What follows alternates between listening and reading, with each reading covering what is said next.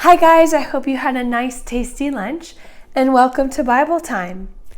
Today we're going to learn how God is a person and we're going to review how he thinks and feels. But first I want to do a guessing game. I'm going to put an emotion on my face and I want you to guess it. Ready? Sad. You should have guessed sad. How about this? You should have guessed surprised. How about this one?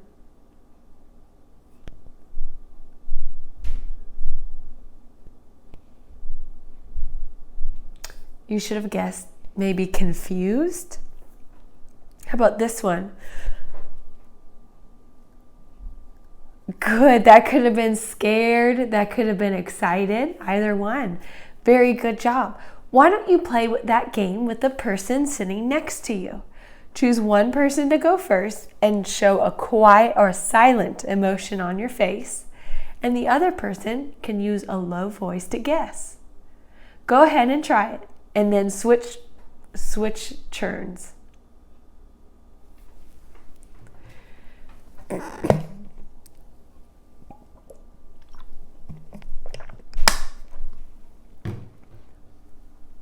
Hopefully by now the second person is having a turn to show their emotions on their face.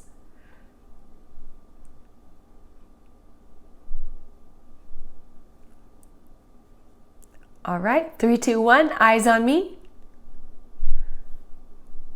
Very good job. I'm hopefully feeling very proud that you all have eyes on me now. Good. God has given us the ability to feel. We can show emotions on our face because we feel things inside of us. So we are a person. Let's read this together.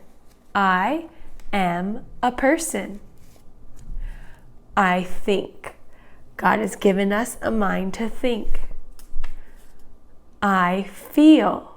Very good job. God has given us the ability to feel things. Or to feel things. Good. Whoop, that one went away. How about this one? I choose. God has given us the ability to make choices. I'm going to choose to take a drink of my water. That was a pretty good choice. I choose. God has also given us the ability to know right and wrong. Do we always choose right though? No. Even though we try to, sometimes we choose wrong. But God helps us know right and wrong. Well, in the same way, God is a person. God, what does this say? God thinks. Very good job. God thinks. I'm going to read a Bible verse to you about God's thoughts. Let's see if they're the same as ours or if they're different. For my thoughts are not your thoughts, neither are your ways my ways, declares the Lord. For as the heavens are higher than the earth, so are my ways higher than your ways, and my thoughts than your thoughts. That says God's thoughts are higher than our thoughts. What does that mean? Does that mean his thoughts have climbed a ladder to be over ours? Well, what that means is our thoughts have limits. We can only think so many things.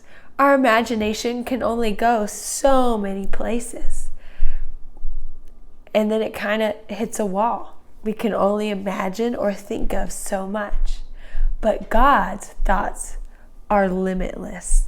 They're way bigger than ours. Think about your imagination and what you can come up with. And just imagine that God's imagination and his thoughts are that much bigger. So I'm drinking water a lot. My voice seems to be going away. I'm going to read you another Bible verse in Psalms about God's thoughts. This is from Psalm 139, verse 17. How precious to me are your thoughts, O God. How vast is the sum of them. If I would count them, they are more than the sand. Have you ever tried to count the sand before? That would be so hard.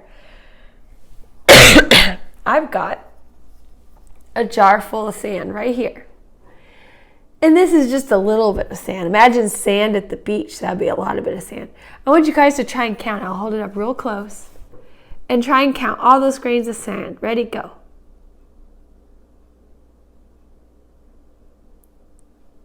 Any luck? Oh, I moved. You probably lost your place. What if I just took a little bit of sand out? Let's see. Take a little bit of sand. It's kind of hard to get out from here. I'll put it in the seashell. How about this? And this is just a little bit of sand. Can you count them? Oh, that's still a lot, isn't it? That's how wide God's thoughts are. They're as many as the grains of sand if we were trying to count them. His thoughts are what we call limitless. It means they don't have any stop signs on them. They can just keep going. God also feels. God also feels. Let's read a little bit about God's feelings. Some of the things he feels.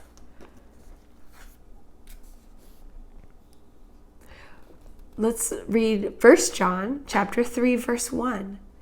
See what kind of love the Father has given to us, that we should be called the children of God. In that verse, it says God does what? He loves us. Very good. God has the ability to feel. And you know, if his thoughts are much, much bigger than ours, imagine how much bigger God's love is for us. Let's read an example of how big God's love is for us. I'm going to read in 1 John again. And this time I'm going to read in chapter 4, verse 9. In this, the love of God was made manifest among us, that God sent his only Son. Who made a personal visit, class? Jesus, that's right. He sent his only Son into the world so that we might live through him. So God sent his Son Jesus into the world. And remember what happened? Jesus died on the cross and rose again so that we could forever be with God. That's really big love. So not only are God's thoughts limitless, but his love is limitless too. And God has other feelings in the Bible. There's parts of the Bible where we read that God can get angry. But God, all his feelings are perfect. So even his anger is perfect. There are times when God's people will worship idols instead of him, and God gets angry and he gets sad and disappointed. But is that wrong for God to do? No, because all of his feelings, his love, and sometimes what we call a righteous anger. Go ahead and say that with me. Righteous anger. They're perfect. I'm going to show you a video about God's righteous anger. And then afterwards, we'll practice our verse and review what we've learned today. Bye, guys.